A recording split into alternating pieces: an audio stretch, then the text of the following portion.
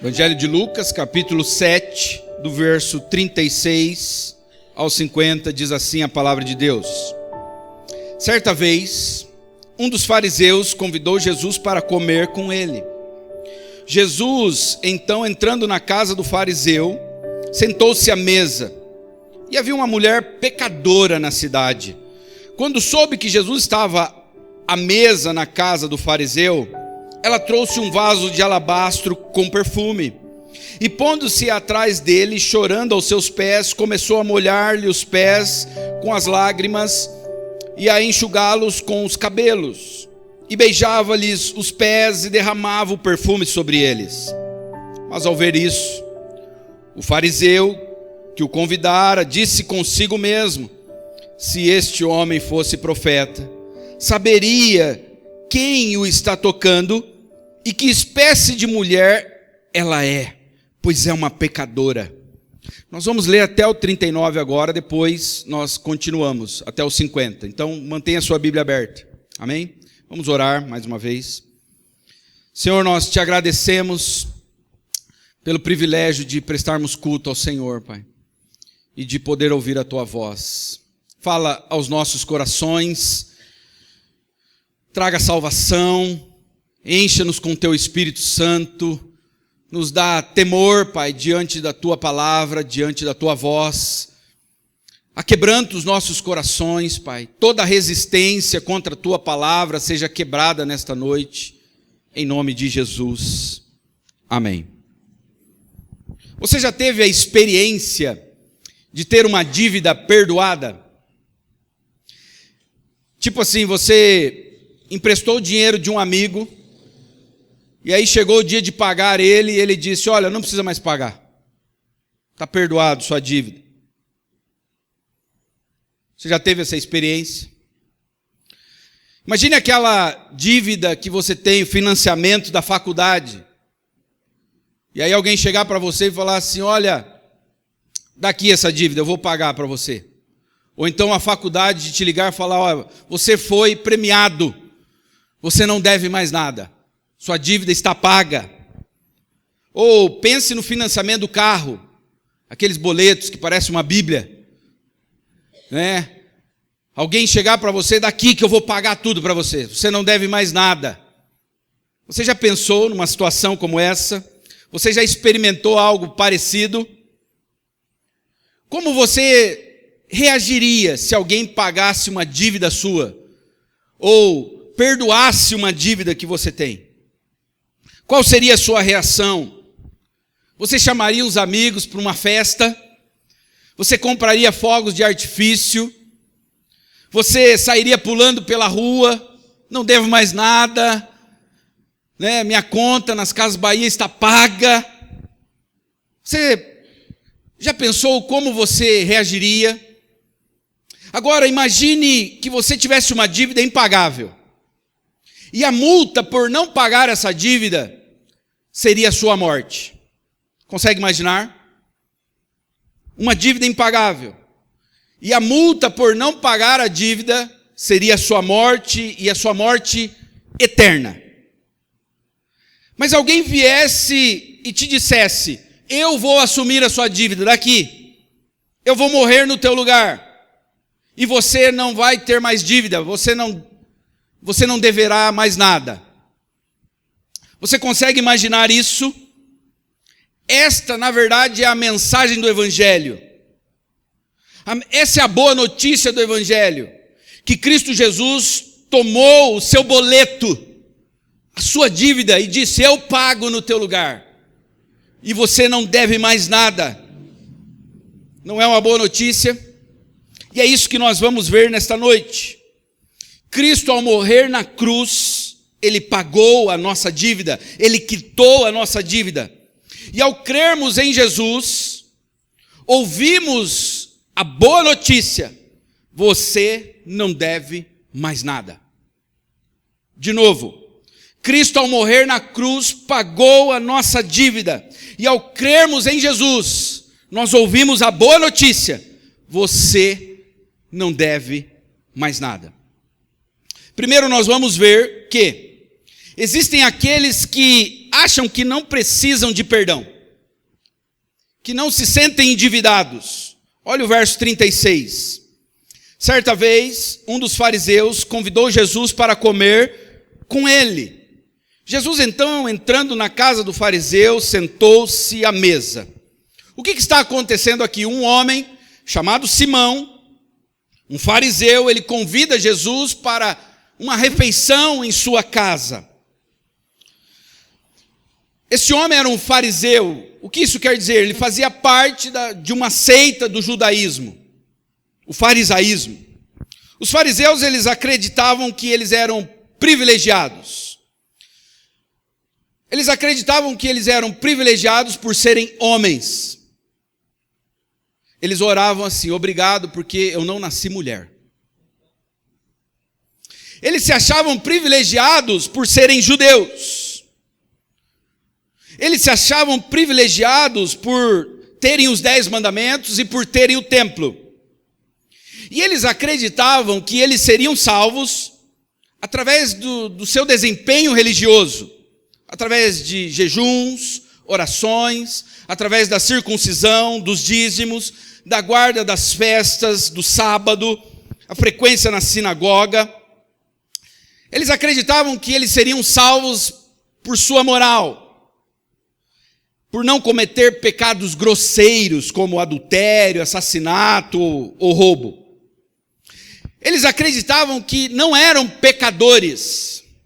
Eles não se denominavam pecadores. E caso eles cometessem alguns pecados que eram considerados por eles pequenos, esses pecados pequenos eram atenuados, eles eram abatidos, suavizados, compensados por causa do desempenho religioso. Então, se eles mentissem ou ficassem irados ou ansiosos, eles entendiam o seguinte, que por conta do desempenho religioso que eles tinham, esses pecados eram abatidos. Era como se Deus colocasse numa balança e no final do mês fosse fechar a conta e olhasse para o fariseu: você cometeu 10, mas você fez 100 coisas boas, então as 10 coisas ruins que você fez foram abatidas, foram suavizadas. Os fariseus confiavam em si mesmos. Eles faziam diferenciação de pecados, pecados externos e pecados internos. Por exemplo, eles faziam a diferença de adultério consumado e adultério desejado.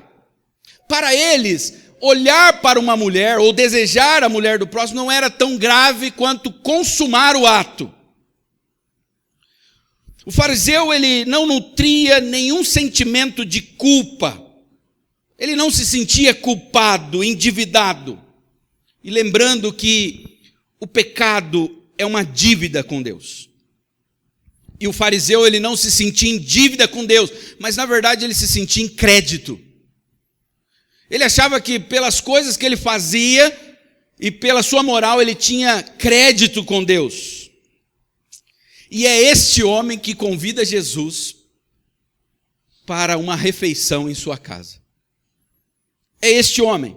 Nós não sabemos o porquê, mas nós podemos imaginar que o fariseu convidou Jesus apenas para observar Jesus, para achar alguma falha em Jesus, e não porque tinha uma admiração por Jesus.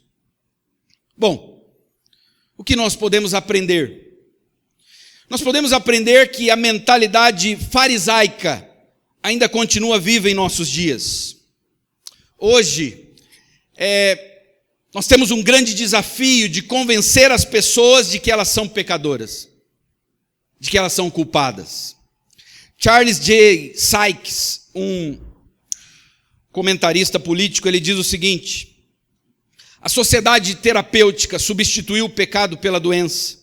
No lugar da responsabilidade, estimula a compreensão. Argumenta a favor de uma personalidade dirigida pelos impulsos. A desculpa pela doença se tornou quase que uma rotina nos casos públicos de má conduta. O que esse pensador está dizendo é o seguinte: o culpado, ele virou vítima. Todos são vítimas. O problema são os traumas da infância. É por isso que ele fez o que ele fez os crimes que ele cometeu, são por causa dos traumas, das privações. Ele roubou porque ele viu o coleguinha tendo e ele não teve. Por isso que ele se tornou um ladrão. É por causa dos traumas, das privações, por causa da desigualdade social. O problema dele ele se tornou essa pessoa porque ele foi criado dentro de uma cultura conservadora, repressora. Ele foi reprimido. E agora ele está colocando tudo para fora. Tudo é doença. Uma mulher matou o seu marido e ela foi absolvida porque ela alegou que estava de TPM. Não foi no Brasil, viu, gente? Nos Estados Unidos. Ela alegou que estava de TPM, matou e foi absolvida. Então para tudo existe um transtorno. Para cada pecado que o homem comete, foi criado agora um transtorno. Se ele come demais, não, é desequilíbrio alimentar. Ele não é glutão. Se ele é agitado demais, ele não para quieto, não, ele é hiperativo. Distúrbio de deficiência de atenção. Se ele é viciado em sexo, ele é ninfomaníaco. Se ele viola as regras sociais, ele não concorda com nenhum tipo de regra, ele faz vandalismo, ele tem um transtorno de conduta. Se ele é hostil, ele desafia as autoridades, ele tem transtorno oposicional, transtorno de oposição.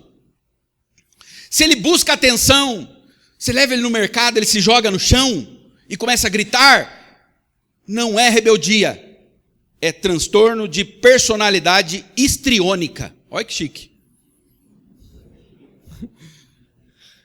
Eu não estou dizendo que não existam estas enfermidades, que essas enfermidades não existem. Eu não estou dizendo isso. Mas nós temos que tomar cuidado para ver se tudo não virou doença. Fazer terapia está na moda. Quando o pai vê o erro do filho, o que ele diz? Onde foi que eu errei? O que o pai e a mãe está dizendo com isso? Que a culpa não é do filho. A culpa é do pai. Nós tiramos a culpa. Nós vimos agora, semana passada, o caso do vice-prefeito de Bariri. Ele estuprou uma menina de 8 anos. Ele disse que quando ele decidiu voltar de Bariri, ao amanhecer, ainda sob o efeito de entorpecentes, ele se perdeu nas ruas de Bauru e apenas pediu ajuda para a menina. Ele não assumiu a sua culpa. Em Nova York, um homem assaltou uma loja e o proprietário da loja baleou o assaltante e o assaltante ficou paralítico. Aí o advogado do assaltante disse o seguinte: antes de tudo, o ladrão deveria ser visto como uma vítima da sociedade, levado ao crime pelas desvantagens econômicas. Ele foi vítima da insensibilidade do proprietário. O proprietário foi insensível, o cara veio roubar ele deu um tiro no cara. Sabe o que aconteceu? O ladrão foi indenizado. E meses depois, na cadeira de roda, ele foi preso cometendo assalto à mão armada de novo. É um grande desafio convencer as pessoas de que elas são culpadas. É um grande desafio hoje convencer que aquelas que até reconhecem que são pecadoras, mas não acham que seus pecados são graves. Então tem aqueles que não se acham pecadores. Existe uma parcela na nossa sociedade que não se acha pecadora. Agora existe uma outra parcela, e essa é pior, eu acho, que ela, se você perguntar para ela, ela diz, eu sou pecadora. Mas ela acredita que os seus pecados não são tão graves.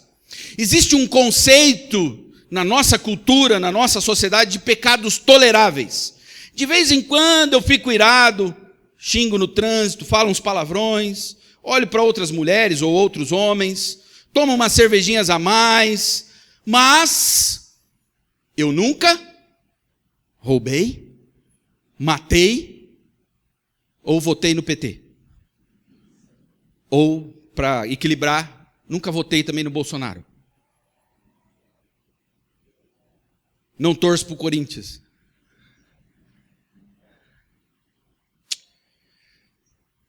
essa mentalidade de pecados toleráveis, ela é o que mais faz parte da nossa sociedade, essa ideia. E nós precisamos entender uma coisa nesta noite, você concordando ou não. A Bíblia diz que um único pecado é suficiente para condenar uma pessoa ao inferno. Um único pecado é suficiente para condenar uma pessoa ao inferno. Romanos 6, 23 e Ezequiel 18, 4. Romanos 6, 23 diz, porque o salário do pecado é aquele que pecar é que morrerá. Se apenas um homem, nesses quase 8 bilhões de habitantes no mundo, tivesse cometido um único pecado, imagine um único homem tivesse cometido um único pecado, ainda assim, Cristo teria que morrer na cruz. Vocês estão entendendo a gravidade do pecado? Cristo não morreu na cruz porque um monte de gente pecou. Não é a quantidade, mas é o pecado em si. Um pecado é suficiente para condenar o homem. 1 João 3,4 diz, todo aquele que pratica o pecado transgride a lei. De fato, o pecado é a transgressão da lei. E Tiago 2,10 diz, pois quem obedece a toda a lei, mas tropeça em apenas um ponto, tornou-se culpado de quebrá-la inteira. Eu guardei todos os mandamentos, eu falhei em um só, então você quebrou todos. É isso que a Bíblia diz. O pecado é a transgressão da lei de Deus. E é isso que o torna grave. Não é a lei de um país que você transgrediu. Não é a lei de uma escola, de uma instituição. É a lei de Deus. Todo pecado que você comete é uma transgressão à lei de Deus. Desrespeite um policial e você será preso por desacato. Desrespeite um juiz. Tem um vídeo que circula na internet de uma mulher que zomba do juiz. Ela faz uma piadinha com o juiz. E o juiz condenou a mulher. Desrespeite um policial, você será preso. Desrespeite um juiz e você será condenado. Agora quebre a lei do rei de todo o universo. Você sofrerá a morte eterna. E por quê? Porque ele criou tudo. O ar que você respira é dele. Não é o seu corpo, suas regras. É o universo dele, as regras dele. Hoje se fala muito, meu corpo, minhas regras. Não, amigo ou amiga. É o universo de Deus e é as regras de Deus. Se de fato Deus existe, eu creio, então existe um jeito certo de se viver. Simão, o fariseu, ele se achava melhor do que aquela mulher pecadora que apareceu ali na sua casa. Mas qual era o padrão que ele usava para dizer que ele era melhor do que ela? Ele usava a sua moral, não a santidade de Deus. Se você olhar para o seu próximo e você ficar se comparando com ele, pode ser que você se ache melhor que ele, em alguns pontos. Mas não use você como padrão, use Cristo. Se coloque ao lado de Cristo. E veja quão pequena é o seu padrão moral, quão pequena é a sua moral diante de Cristo.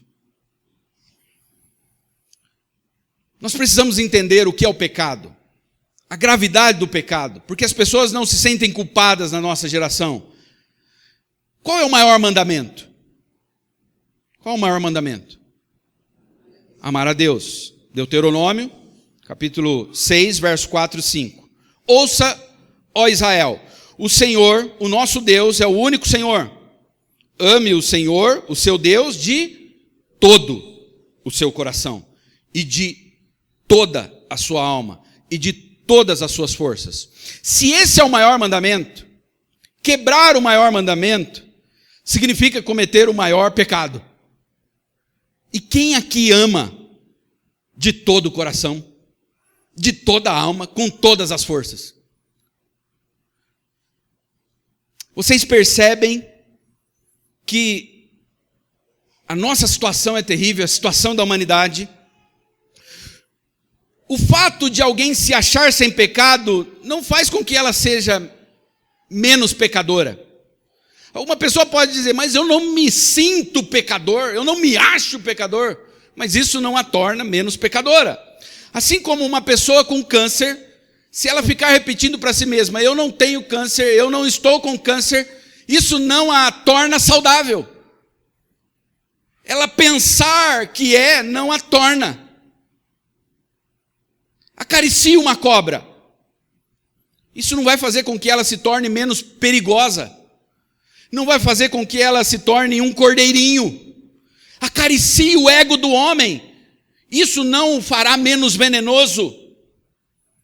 As pessoas querem um afago no ego. Mas para isso, você tem que contratar um coach. Um palestrante de autoajuda, não um pregador do evangelho. Simão se achava bom. Ele confiava na sua moral, ele confiava no seu desempenho religioso, mas ele era cego, pobre e nu. Sabe o que nós aprendemos? Que ter uma visão correta da própria pecaminosidade é um milagre, é um presente de Deus. Só quando temos uma visão correta de nós mesmos, é que entendemos que precisamos de um Salvador. Enquanto você estiver se afogando e achar que sabe nadar, você não vai gritar por socorro. Ter uma visão correta sobre a nossa dívida para com Deus é uma bênção e é uma obra exclusiva do Espírito Santo. O que eu quero dizer com isso? Nós não vamos convencer que as pessoas são culpadas pela lógica, pelo raciocínio, pela persuasão. Eu posso mostrar para ela que ela é culpada e ela falar, eu não me sinto culpado. Você entender que é culpado é uma bênção de Deus. O que diz João 16:8? Quando ele, o Espírito Santo vier, convencerá o mundo do quê? Do pecado, da justiça e do juízo. Então, se você entendeu que você é pecador, você foi presenteado. Se você conseguiu ver a sua miséria, você viu que você precisava de um Salvador. Agora, quem não enxerga a própria miséria, não acredita que precisa de um Salvador. Esse é o nosso primeiro ponto. Existem os que acreditam que não precisam de perdão. Em segundo e último lugar, os que foram perdoados, porque como é que eu sei que eu fui perdoado? Existe uma evidência, um efeito. Os que foram perdoados, eles vão amar de todo o coração. Verso 37, olha o que diz aí na sua Bíblia. Pode ver no projetor.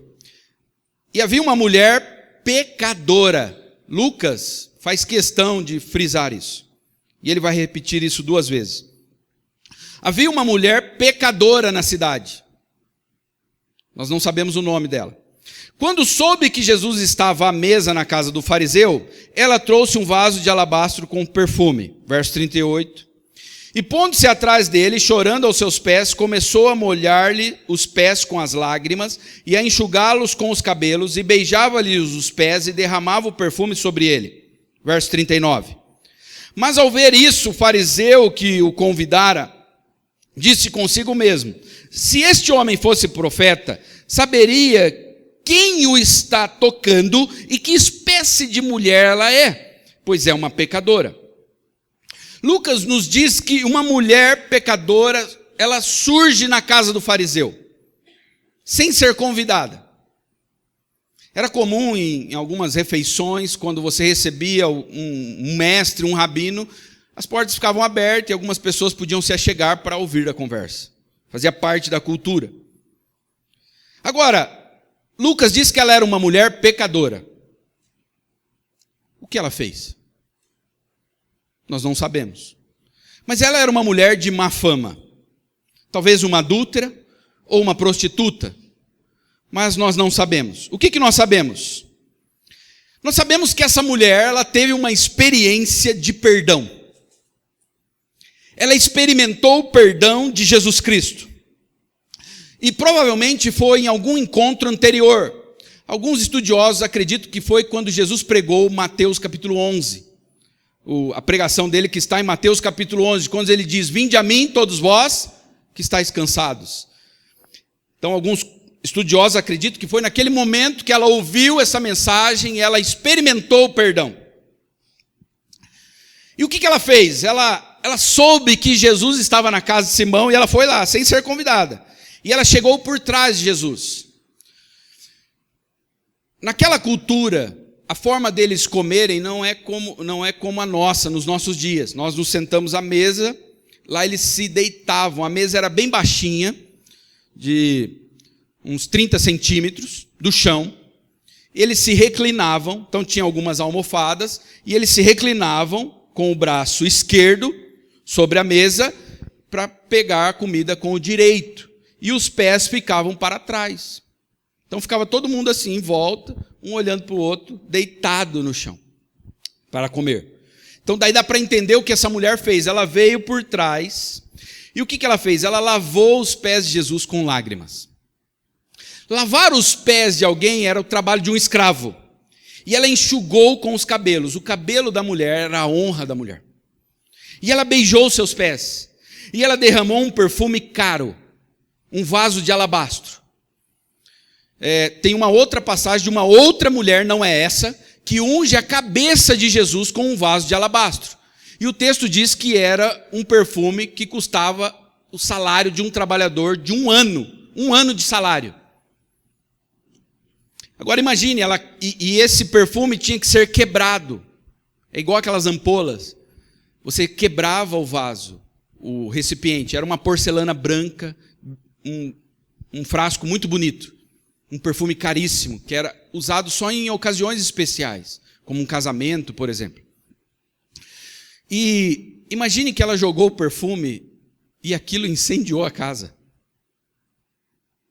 O cheiro do perfume. E Simão ficou indignado. O que ele disse? Se esse homem fosse profeta, ele saberia quem o está tocando. Que espécie de mulher ela é, pois é uma pecadora. Simão, o fariseu, olha para aquela situação e diz: agora eu vi que Jesus é uma farsa. Ele não é um homem santo, porque um homem santo não permitiria que um pecador tocasse nele. Esse era o conceito de profeta e de homem santo que o fariseu tinha. E aí Jesus vai explicar que a atitude daquela mulher, ela fez tudo aquilo porque ela teve a experiência de ter a sua dívida paga. E uma dívida que era impagável. Verso 40 ao 43. Mas, respondendo Jesus, lhe disse: Simão, eu tenho uma coisa a dizer-te. Ele respondeu: dize-a, mestre. Certo credor tinha 2 devedores. Um lhe devia 500 denários e o outro 50. Não tendo eles... Verso 42 e 43, não tendo eles com que pagar, perdoou a ambos. Qual deles o amará mais? Simão respondeu: suponho que seja aquele a quem mais perdoou. E Jesus lhe disse: avaliaste bem. O que Jesus está dizendo é o seguinte: essa mulher teve uma experiência de ter a sua dívida quitada. É como se ela te devesse 500 denários e o Senhor chegou para ela e falou: você não deve mais nada, você está perdoada.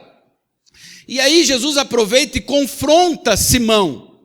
Imagina, você é convidado para ir almoçar ou jantar na casa de alguém e você confronta a pessoa que te convidou, na frente de todo mundo.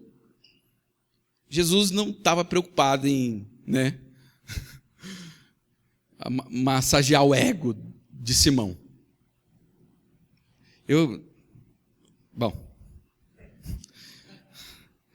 Verso 44. E voltando para a mulher, verso 48. Não, é o 44 mesmo. E voltando para a mulher, disse a Simão: vês esta mulher? Está vendo, Simão, essa mulher? Então, eu entrei na tua casa e tu não me deste água para os pés. Mas ela os molhou com suas lágrimas e enxugou-os com os cabelos. Não me cumprimentaste com beijo, ela, porém, não para de beijar-me os pés desde que entrei. Verso 46 e 47. Não colocaste óleo sobre a minha cabeça, mas ela derramou perfume sobre os meus pés. Por isso eu te digo, os pecados delas, que são muitos, são perdoados, pois ela amou muito. Mas aquele a quem pouco se perdoa, este ama pouco. O que Jesus está fazendo? Ele está confrontando o anfitrião. Sabe aquelas regrinhas que nós temos quando a gente vai receber visitas? De pegar porcelana que a gente nunca usou, de pôr uma toalha mais bonita na mesa, dar uma arrumada na casa. Então, naquela cultura, existiam umas regras de etiqueta. Primeiro, você tinha que oferecer água para a pessoa lavar os pés, porque as ruas não tinham asfalto, elas eram empoeiradas. Segundo, você tinha que ungir a cabeça da pessoa com óleo, um óleo perfumado, não precisava ser um óleo caro. Por quê? Por causa também do sol, o calor, o vento seco, aquilo deixava o cabelo muito seco, a barba, então você dava um óleo para aquela pessoa. E terceiro, você cumprimentava ela com um beijo no rosto. Simão não fez nada disso. E Jesus está falando, essa mulher, ela beijou meus pés, ela ungiu meus pés, e ela não para de chorar e lavar os meus pés com lágrimas e enxugar com o cabelo. E aí Jesus reafirma o perdão da mulher, verso 48 ao 50.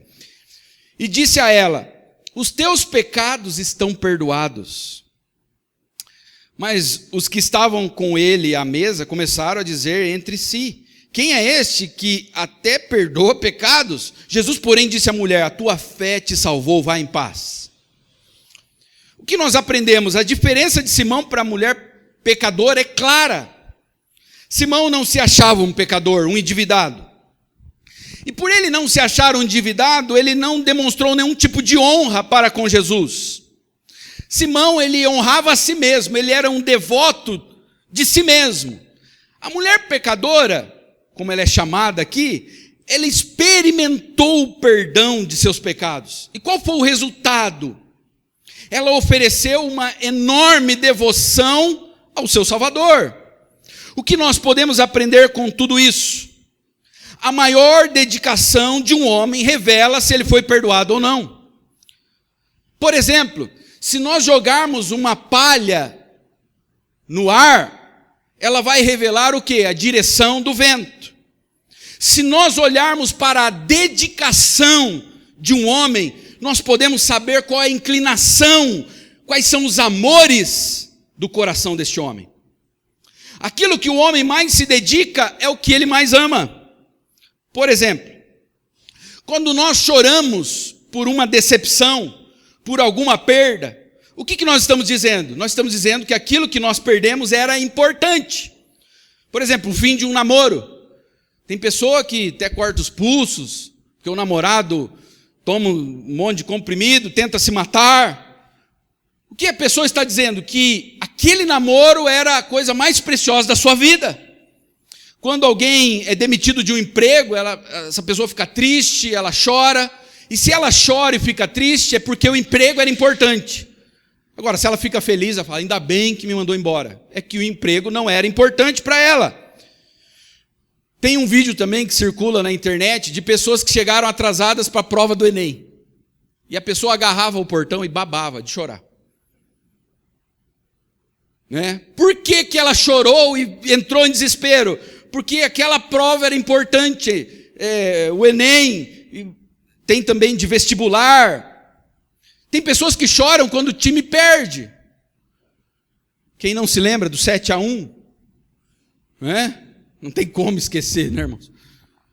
E várias pessoas estavam chorando. E por que estavam chorando? Porque era importante. Se não fosse importante, perdeu, tudo bem. Mas para aquelas pessoas que estavam chorando, a perda era importante. Tem o pastor Júnior Correia, que foi desta igreja, é pastor Igreja Batista do Calvário. Ele trabalhou como monitor em uma escola. Aí ele disse que um dia uma menina, um adolescente, chegou aos berros, aos prantos. Ele, monitor, imagina, Ficou super preocupado, o que aconteceu? Eu perdi meu celular.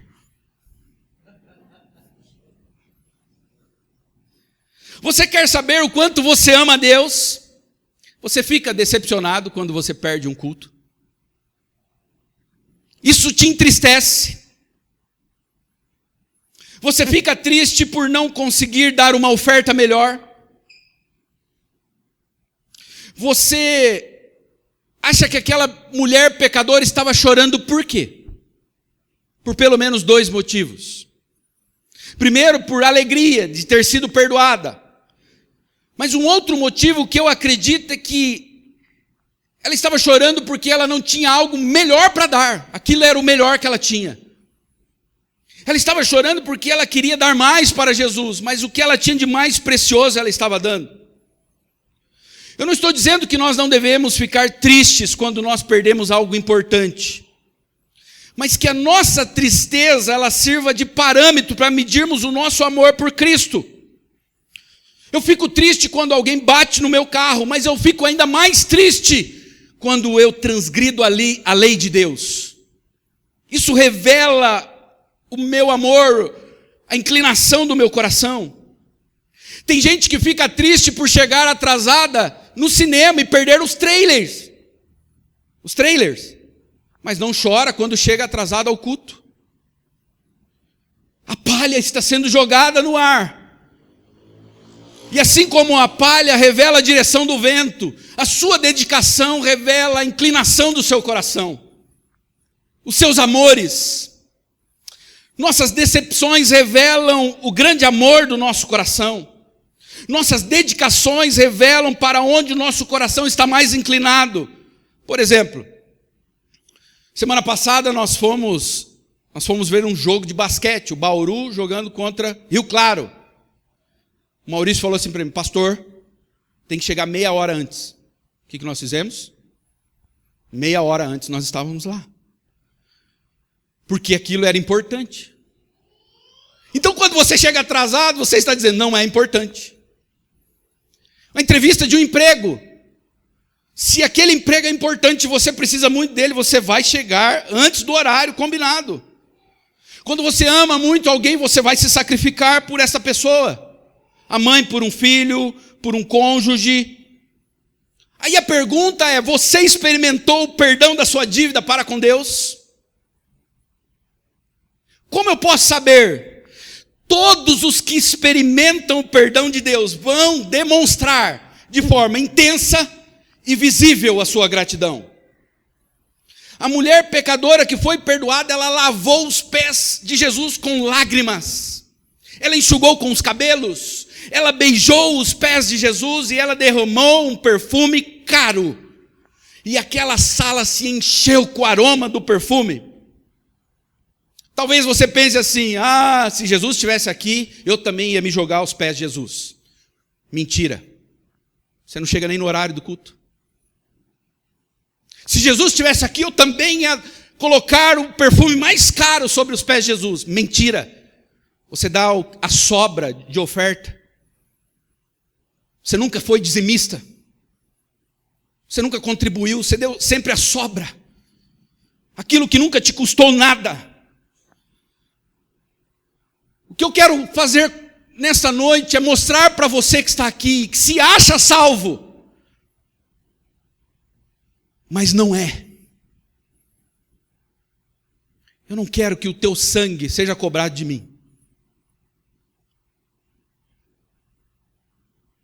Alguém que foi salvo, ele vai demonstrar. Alguém que teve a sua dívida perdoada, isso será evidenciado. E todos vão ver a sua dedicação.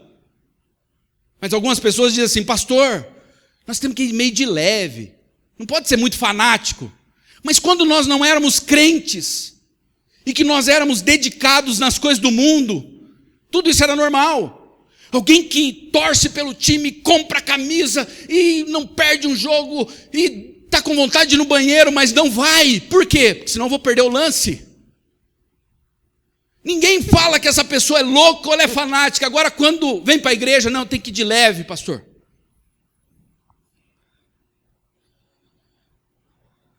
Você fica mais triste quando o seu time perde do que quando você perde o culto. Então não diga que se Jesus estivesse aqui, você se jogaria aos pés dele, porque ele está aqui todos os domingos. Davi, ele falou, eu queria armar uma tenda na casa de Deus e morar lá. Quando Justin Bieber veio no Brasil, pessoas vieram dias antes do show e armaram barraca para ver ele. E direto nós vemos isto quando é um show de uma pessoa famosa.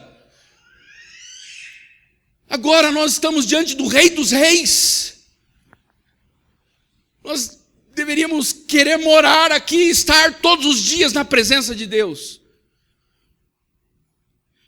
Mas pastor, isso não tem nada a ver da minha relação de Jesus com a igreja. Minha relação com Jesus é uma coisa, com a igreja é outra. Deixa eu te falar uma coisa. Jesus é o que ele é? Cabeça. E a igreja é o quê? Você que é casado, se você tiver coragem, for macho, vira para sua mulher e fala assim, eu te amo daqui para cima.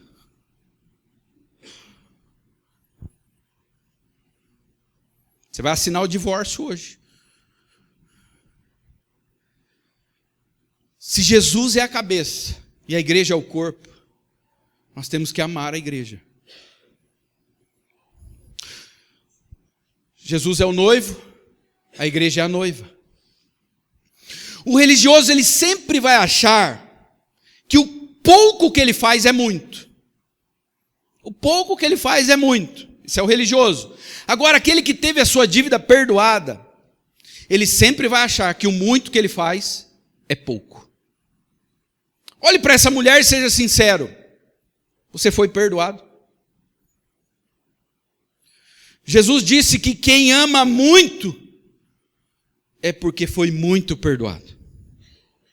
Veja os exemplos da Bíblia, os discípulos. Eles se entregaram para Jesus. Abandonaram tudo, se doaram. O apóstolo Paulo, quando ele se converteu, ele entregou a sua vida totalmente a Cristo. Apanhou, foi preso, tudo por amor a Cristo. Atos 20, 24. Todavia, olha o que Paulo disse: não me importo, nem considero a minha vida de valor algum para mim mesmo. Se tão somente puder terminar a corrida e completar o ministério que o Senhor Jesus me confiou, de testemunhar do evangelho da graça de Deus. Paulo está dizendo o seguinte: a minha vida não tem mais valor, o que é mais precioso para mim é Cristo, e eu vou fazer tudo por Ele, até morrer por Ele. O amor, ele é consequência, ele é o efeito, ele é o resultado, ele é o fruto do perdão. Pense no perdão como a raiz de uma árvore. O perdão é a raiz, o amor é o fruto. E não basta nós sabermos que fomos perdoados. Você pode ter informação, eu posso mostrar para você, e você está cheio de informações sobre o perdão. Mas informações não bastam. É preciso experimentar o perdão. Muita gente apenas sabe, mas nunca experimentou. Não adianta eu saber que várias comidas, elas fazem bem à saúde. Eu tenho que experimentá-las. Eu posso saber tudo sobre o abacate, que ele faz bem, que ajuda em várias coisas. Mas saber que aquilo ali faz bem não muda a minha vida. Eu tenho que experimentar, eu tenho que provar. Um pastor do final do século XVIII, começo do século XIX, J.C. Ryle, olha o que ele disse: a única maneira de tornar um homem santo é ensinar e pregar sobre o completo e gratuito perdão por meio de Jesus Cristo. O segredo de nós mesmos nos tornarmos santos é conhecer e sentir que Cristo perdoou os nossos pecados. A paz com Deus é a única raiz que produzirá o fruto da santidade. O perdão tem que anteceder a santificação. A mulher pecadora que foi perdoada, ela dedicou tudo a Cristo. Ela enfrentou a vergonha. Imagina entrar naquela sala cheia de homens que estavam julgando ela. Mas o que ela fez? Ela foi lá, enfrentou tudo aquilo. E por que ela fez tudo aquilo? Por que ela lavou os pés de Jesus com lágrimas, enxugou o cabelo, beijou e colocou o perfume? Ela fez aquilo para ser salva? Não. Ela fez aquilo para ganhar algo em troca. Olha, Jesus, eu vou fazer isso. E aí você consegue um marido para mim? Sabe, eu estou precisando trocar de carro, então eu vou lavar os seus pés, Jesus. E aí, ela fez pensando em receber algo em troca? Foi por interesse? Será que ela fez por medo? Não, eu vou lavar os pés de Jesus porque eu tenho medo de ir para o inferno.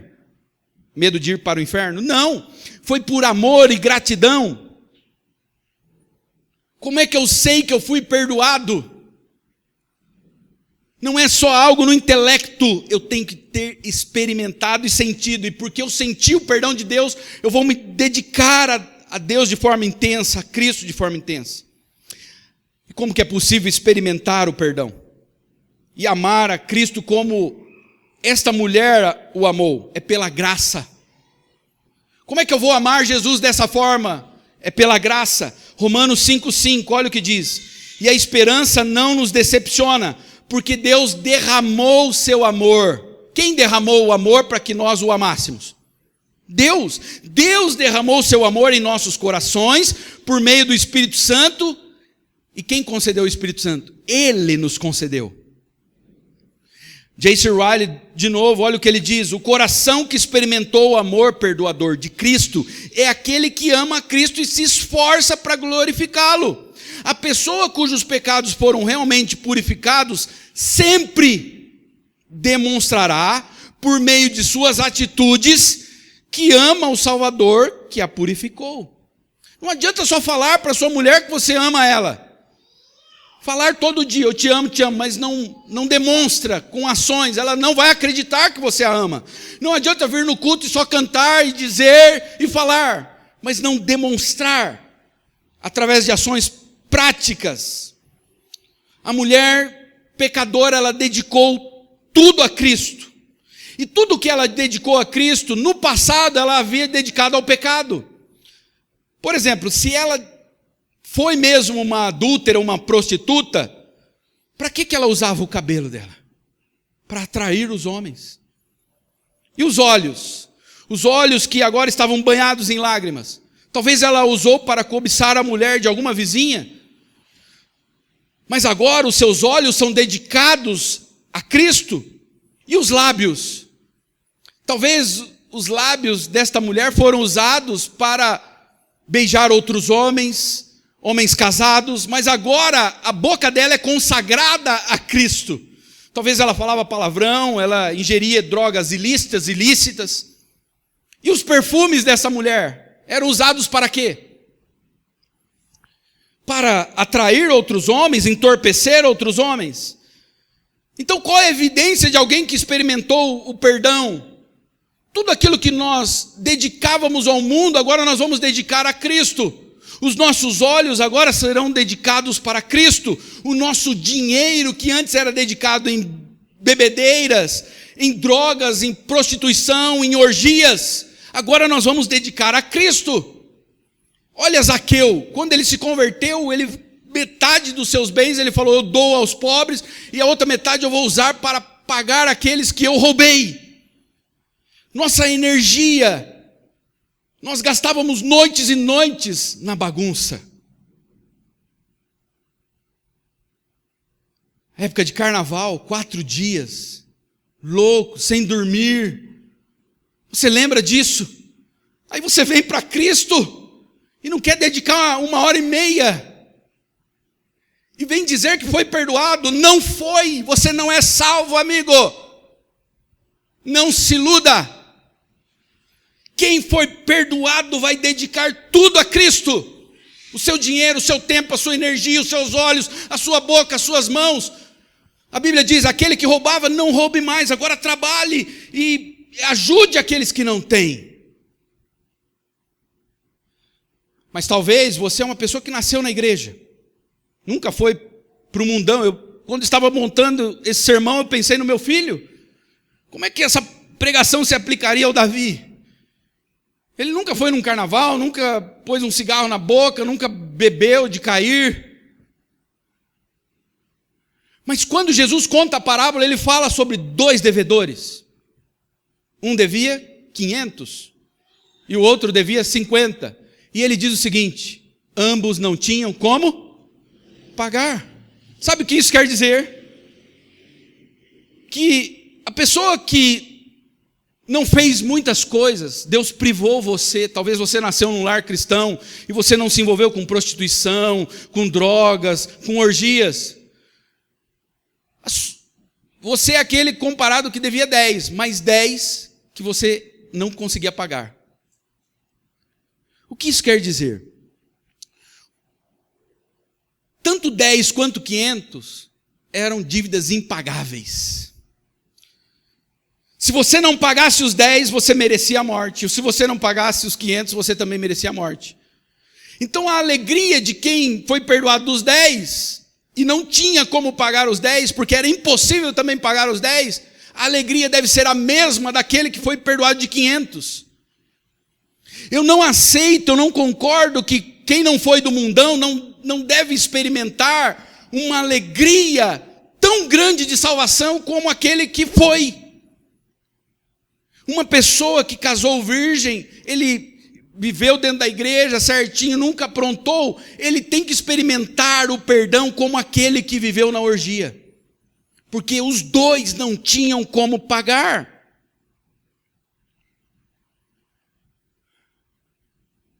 A palha foi jogada.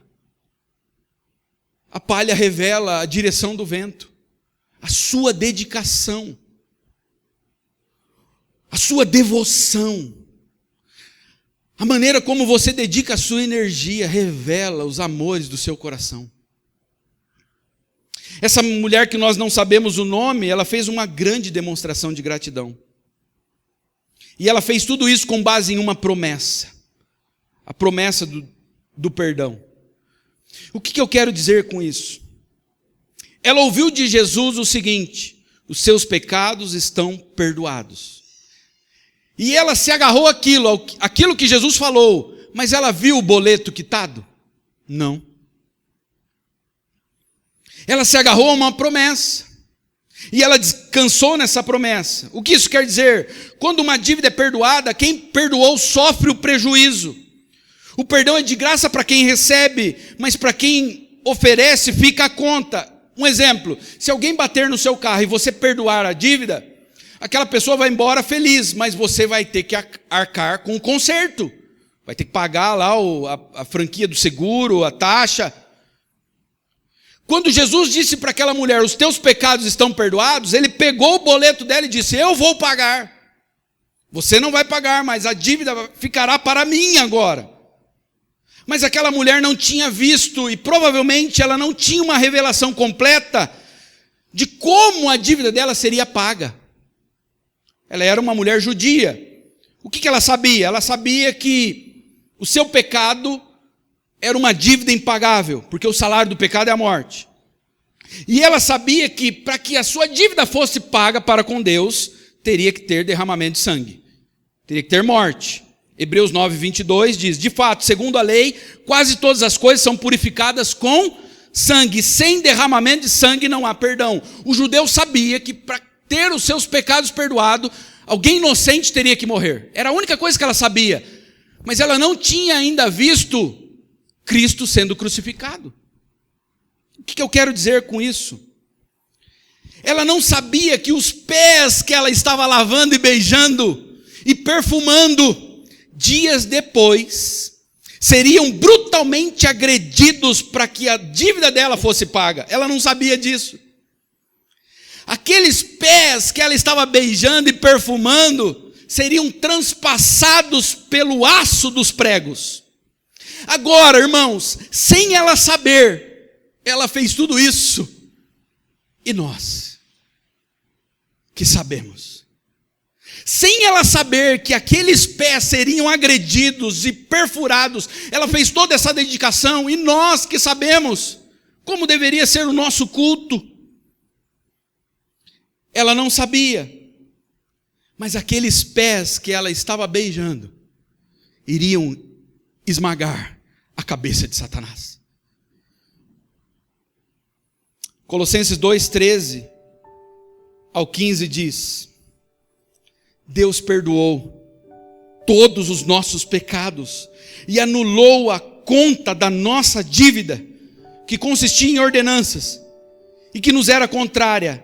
Ele acabou com essa conta, pregando-a na cruz, e tendo despojado os poderes e as autoridades, ele esmagou a cabeça da serpente, ele fez deles um espetáculo público, triunfando sobre eles na cruz.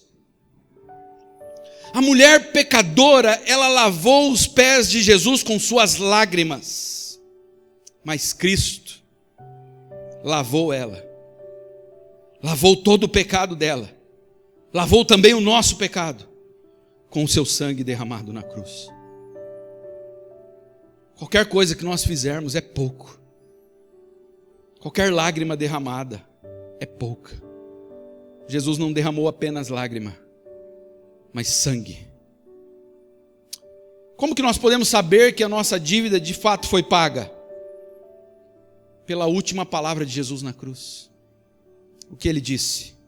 Está consumado. Que significa: está pago. E como que a gente sabe que Deus aceitou o pagamento? Ele ressuscitou o seu filho ao terceiro dia. Eu pergunto para você nesta noite: você experimentou o perdão de Cristo? Se você experimentou o perdão de Cristo, esse lugar tem que se encher de perfume agora. Vamos orar.